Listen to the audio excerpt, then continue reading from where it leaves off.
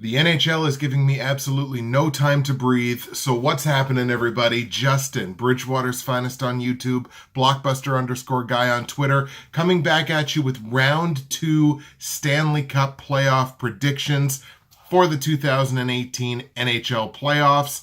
And after that Game 7 last night, I think the only appropriate way to respond is, are you not entertained? Guys and gals, we got treated to a pretty damn awesome first round. Couple of what I would consider upsets.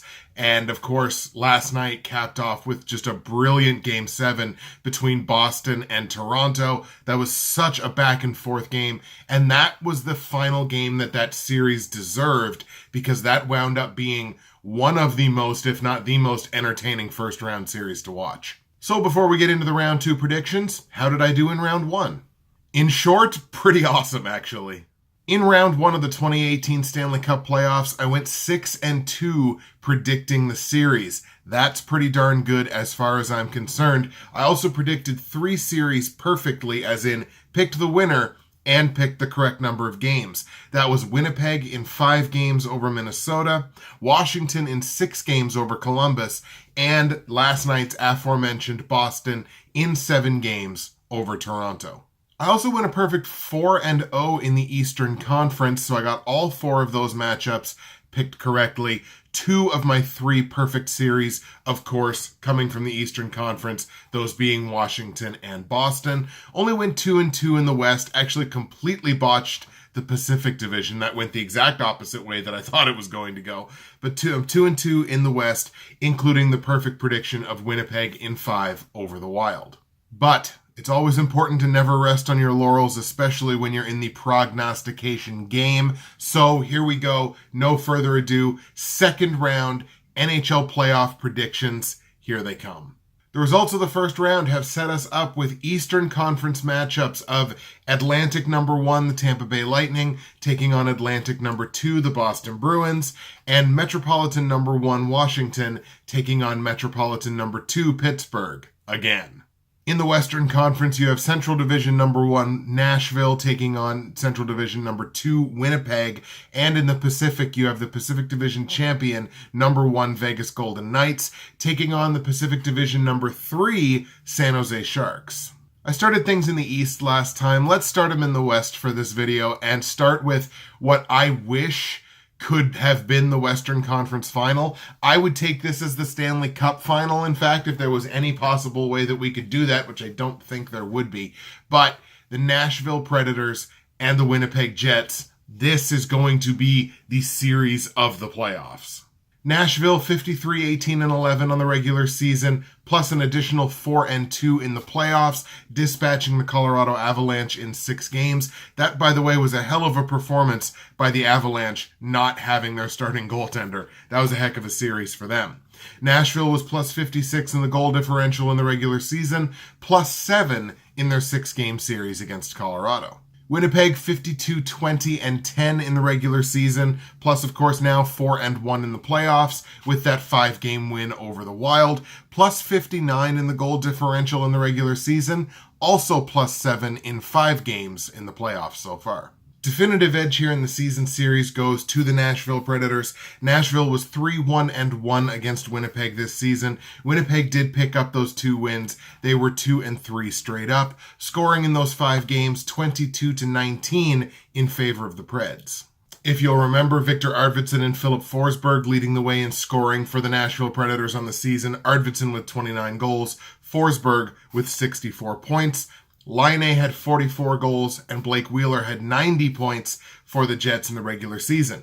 So far in the playoffs, Nashville has 2 players who have each scored 4 goals. 4 goals in 6 games, pretty damn good number there, and have 2 players tied at 7 points to lead them in scoring.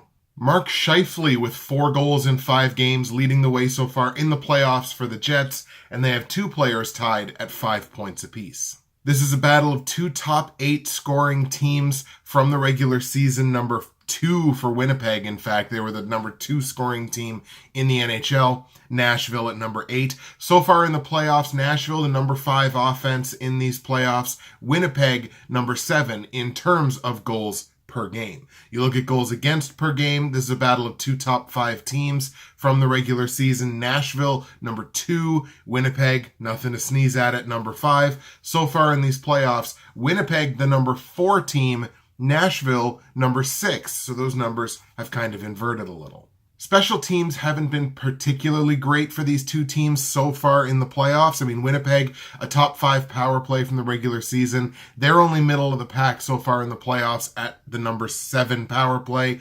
Nashville was only the number 14 power play in the regular season. Right now they're sitting at number 12 of 16 teams that made the playoffs. Nashville's penalty kill has held true so far in the playoffs. They're the number 4 team in the playoffs on the penalty kill. Winnipeg slipping a little bit, only the number 11 penalty kill. So Winnipeg has to play this series very disciplined, stay out of the box, keep that Nashville power play off the ice. In terms of shot differential so far in the playoffs, Winnipeg does have the edge here, but both of these teams did a tremendous job in the first round of outshooting their opponent. Nashville outshooting their opponent by an average of 6.6 shots per game, which is a tremendous mark. Winnipeg, 2 better than that, plus 8.6 on the shot differential, and that is tops in the playoffs so far. As we'd mentioned in the previous round, Nashville had 4 players this regular season who topped 20 goals. They did not have anyone who hit 30. Of course, Arvidsson leading the way with 29. Winnipeg, 5 20-goal scorers on the season. They had 1 player that got to 40, that being Patrick Laine, and another player that got to 30. So in terms of the balanced scoring, Nashville had the advantage in the first round, not necessarily so in this one. Including the playoffs, both of these teams now have at least 30 wins at home. Winnipeg, a 35-9 record on home ice this season, regular season and playoffs. Nashville, no slouch, 30-14. But there is a definite difference here in how these teams play on the road. Winnipeg, they're not quite at 500 still, even after the first round. They're 21-22 on the road. Nashville, 27-17 away from home ice. That is an excellent mark for them. So a big difference in terms of road ice efficiency, which is incredibly important in a series where the home teams are so good. But really, here's what this playoff series boils down to as far as I'm concerned. Winnipeg is Canada's last chance from a franchise perspective to win the Stanley Cup and break that curse. Nashville is playing with unfinished business. Nashville desperately wants to get back to the Stanley Cup final because they feel like they were good enough to win it last year, and they know they're good enough to win it this year. This is a heart versus head series. My heart says one thing, my head says another thing. I'm going to go with the head. Official prediction, the Nashville Predators will defeat the Winnipeg Jets, but I'm going to have the series go to a full 7 games. I think they split the first 4 games. This is a 2-2 series. Each team is going to get 1 win on road ice. And from there, I think it's going to be a home team series. I got Nashville in Game 5. I got Winnipeg in Game 6 to force Game 7. And in Game 7, on Nashville's home ice, I've got the Predators taking the game, taking the series to go back to the Western Conference Final. The other series in the West, let's see if I can't get something right in the Pacific Division, shall we? Again, Pacific 1, Vegas, Pacific 3, San Jose. Vegas, a 51-win regular season, 51-24-7, and completing a 4-game sweep of the Los Angeles Kings in the first round. How incredible was that? Vegas plus 48 on the goal differential from the regular season, but only plus 4 in the playoffs. That means each of those games was a 1-goal game. On the other side, San Jose, 45-27-10 on the regular season. They also had a 4-game sweep in the first round, sweeping Anaheim out of Dodge. I had the Ducks winning that series in 7 games. San Jose plus 35 on the goal differential the regular season, but plus 12 in that 4-game sweep. They really dominated that series. Speaking of dominated, Vegas dominated the season series between these two teams. Vegas undefeated in regulation, 3-0-1 in the 4 games against San Jose this season. San Jose did pick up 1 win in extra time. Scoring in those games was 14-11 in favor of the Knights. As we mentioned in the last video, Wild Bill William Karlsson led the way for Vegas this season, both in terms of goal scoring with 43 and points with 78. Logan Couture leading the way in goal scoring for San Jose with 34 on the season. Brent Burns in total points with 67. Vegas, whose offense did kind of struggle in the first round, have 7 individual goal scorers from that first round. All 7 of them tied for the team lead in goal scoring with 1 goal. You had Riley Smith, however, leading the way in points with 3. Meanwhile, you look at San Jose. San Jose had 3 players in the first round who each scored 3 goals in that 4-game sweep, and you have 2 players co-leading the team in points with 5. We talk about the way the Knights offense kind of sputtered in the first round. And I mean, look, they were playing the Los Angeles Kings. They were playing Jonathan Quick, pretty damn good goaltender. So you understand, or you can understand certainly how that can happen. But of the teams that made the playoffs and of the teams that still survived, the Vegas Golden Knights have the worst offense in the playoffs at number 14 in goals per game. They also have the worst power play at number 15. Now, they do mitigate that by being the number 1 team in terms of goals against per game and having the top penalty kill. San Jose, meanwhile, here are their playoff ranks. Number 4 in terms of goals per game. Number 2 in terms of goals against per game. So this is the battle of number 1 versus number 2 in that category. Number 3 in terms of power play, and number 8, sort of middle of the pack, in terms of the penalty kill. What that tells me, at least in part, is that San Jose is going to be able to hang with Vegas defensively in this series, and it could very well come down to the offense, and Vegas has to get that figured out. Shot generation and shot suppression was just about even for these teams in the first round. Vegas plus 0.3 shots per game. San Jose negative 0.7. So you could possibly translate that, I suppose, as Vegas averaging about an extra shot per game over San Jose. Vegas, if you'll remember, had 5 20-goal scorers in the regular season and 1, William Karlsson, who got up over 40. San Jose had 4 20-goal scorers, with the 1 who led the way getting up over 30. Including the postseason, Vegas now 31-12 on home ice this whole season. San Jose, no slouch, 27-16. In terms of how the teams perform on the road, slight edge to the Vegas Golden Knights at 24-19 on the road this season. San Jose now up over 500 at 22-21. I raise my hand. The Vegas Golden Knights proved me wrong. They proved me wrong in the first round. Matter of fact, they really smacked me in the mouth in the first round because I said, well, so many questions. I'm going to take the other team in 7, and Vegas went out and swept them in 4. So they really, put me in my place. Now do it again. This time do it against a slightly better team. And do it after having a crazy amount of time off. Now, on the plus side, the team on the other side had a crazy amount of time off too. But that team is rich with playoff experience, and your team has the first round. Look, I'm sorry, I can't help it. I have to go with my gut. Official prediction, I'm taking the San Jose Sharks to beat the Vegas Golden Knights in this series, to go to the Western Conference Final, to face the Nashville Predators, but I'm going to take this one in 7 games as well.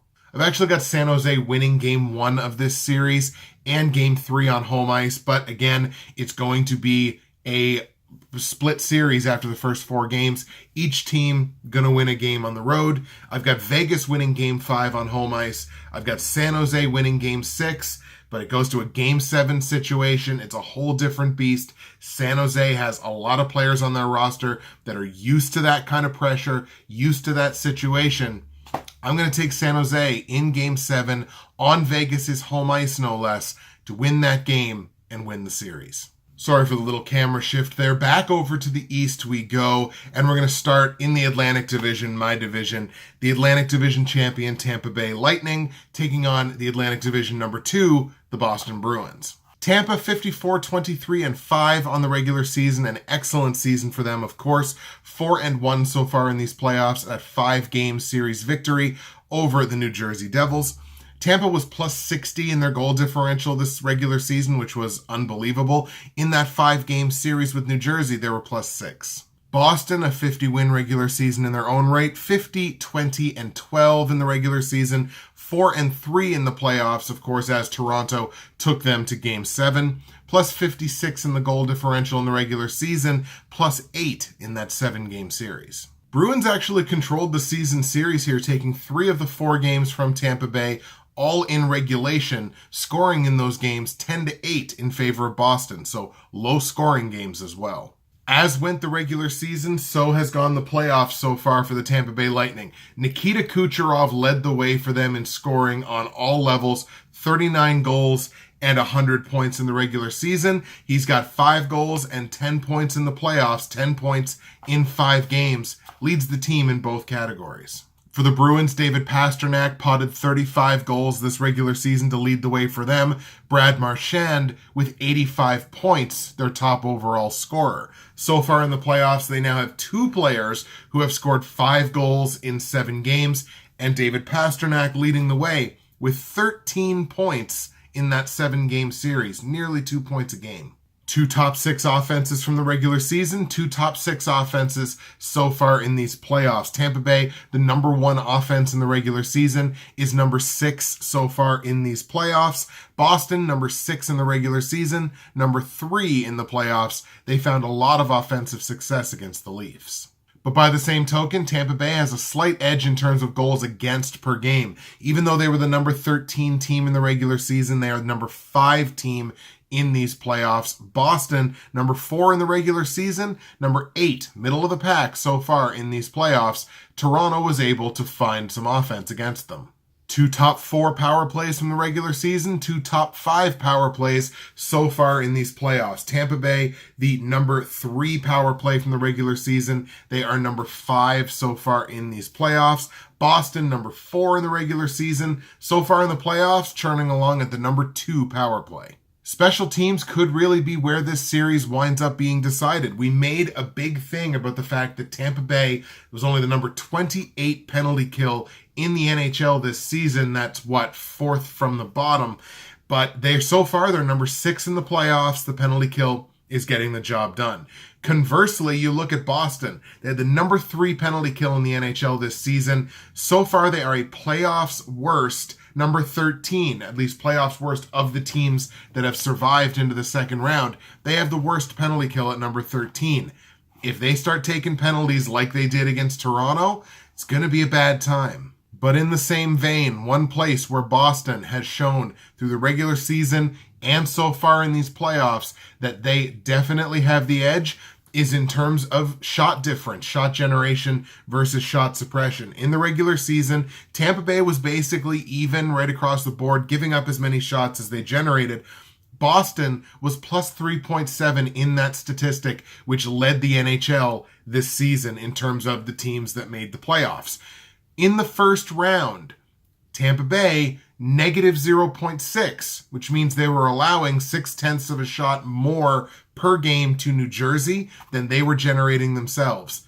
How did Boston do? They just got better from the regular season. Plus 6.9 shots per game versus shots allowed to the Toronto Maple Leafs in the first round. So, look, that's a big difference. If Boston can be out shooting Tampa by 6 to 7 shots per game, that is a huge edge. I don't want to oversell this statistic too much, but in the first round, the team that had the edge in terms of shot generation versus shot suppression was 7-1 in the first round. So it's not the be-all end-all, but there's something there. We mentioned in the previous video, Tampa Bay sports 6 20-goal scorers from this regular season and 2 who topped 30. Boston has 3 20-goal scorers, but all 3 of them topped 30 goals on the season. Boston, of course, has played a couple of extra games here in the playoffs, but in terms of how these teams perform at home, it's basically identical. There is the slight edge to the Tampa Bay Lightning in terms of how these teams have played on the road. Tampa 26-17 away from home ice this season. Boston just 23-21, couple games over 500. I can't help shaking the feeling that Boston comes into this series battle-tested, whereas Tampa, not saying it wasn't a battle to get by New Jersey, because of course it was, but it was only 5 games. They have had time to rest, which can be a good thing, but when you win 4 out of 5 games, you almost kind of wish that you could play again the next night or the night after that. They've had to sort of sit on their laurels for a little bit. I can't help but wonder if that plays a role in this series, and I can't help but wonder about that huge difference in shot generation and shot suppression. It is by far the biggest difference of any of the 4 series in that category. Again, I almost feel like I'm overselling it, but you know what? It's a gut feeling. I'm going to go with it. Official prediction. The Boston Bruins upset the Tampa Bay Lightning to go to the Eastern Conference Final, and I've got them doing it in 6 games. Because quite frankly, I think if this gets to a Game 7, Tampa Bay's probably going to win where it's on home ice. So I'm going to go Boston in 6. I think they split the first 2 games that are in Tampa Bay. I actually have Boston winning Game 1.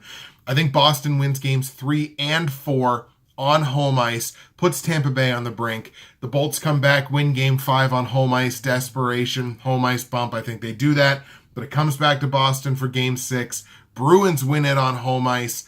Boston goes to the Eastern Conference Final. Now time to find out who they'll play, and we saved the best in the Eastern Conference for last as far as I'm concerned in terms of a whole series. Washington and Pittsburgh once again, this time Washington with the home ice advantage as the Metropolitan Division champion. Washington 49-26-7 on the regular season. They were 4-2 in the playoffs, coming back winning 4 straight games against Columbus after making the swap from Philip Grubauer back to Braden Holtby. So they won that series in 6 games over Columbus. Washington plus 20 on the goal differential this regular season, plus 6 in the first round. Pittsburgh 47-29-6 on the regular season. They are also 4-2 in the playoffs, defeating their interstate rival, the Philadelphia Flyers, in 6 games. The Penguins were plus 22 in their goal differential in the regular season, plus 13 in the first round. Only naturally, the season series between these 2 teams is tied at 2 games apiece. Each team was 2-2. Scoring in those 4 games was 13-12 in favor of Washington, so 1 goal difference. Alex Ovechkin only naturally leading the way in goal scoring for the Capitals both in the regular season and so far in these playoffs. 49 goals in the regular season, also led the team with 87 points in the regular season. Ovechkin had 5 goals in that 6-game series against Columbus. They did not have an answer for him. They also didn't have an answer for John Carlson on the back end. Carlson leading the team with 9 points from that first round matchup. Evgeny Malkin led the way for the Penguins all regular season, 42 goals, 98 points, both team leading totals. We have 2 players on the Penguins so far in these playoffs who each, from the first round series, have 6 goals, that's a goal a game, and 13 points. So the top end scoring for the Penguins is definitely there. I believe it's Sidney Crosby and Jake Gensel. These are the top 2 scoring teams in these playoffs so far. Pittsburgh at number 1, Washington at number 2. No surprise, both top 10 offenses from the regular season. I also made a big deal about the Penguins being the worst total defensive team that made it into the playoffs. They were the number 20 total defense in the NHL this season in terms of goals against per game. That was a playoff low. Washington was only number 16 in the regular season.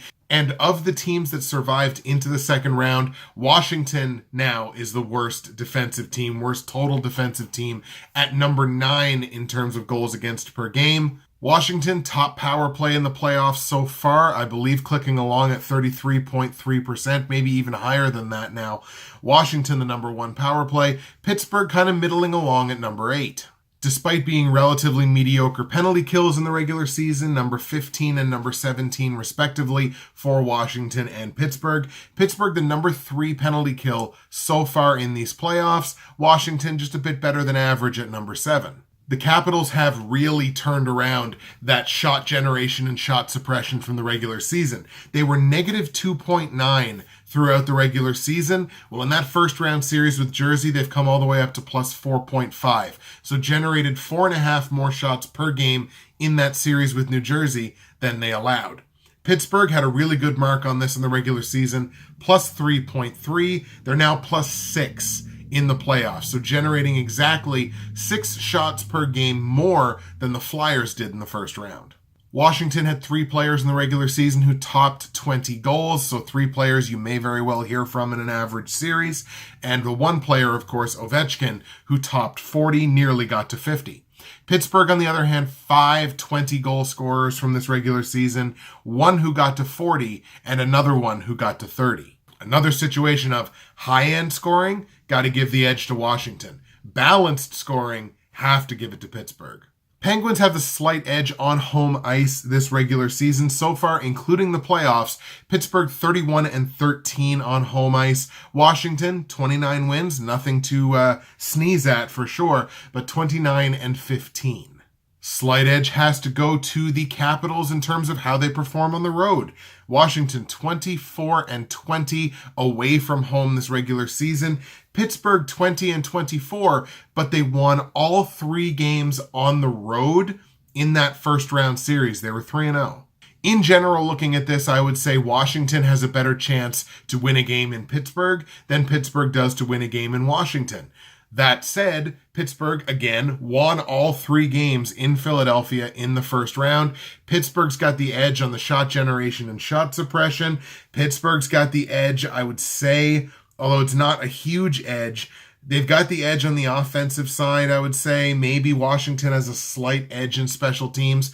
This is going to be a very close series. This is going to be a fun series to watch.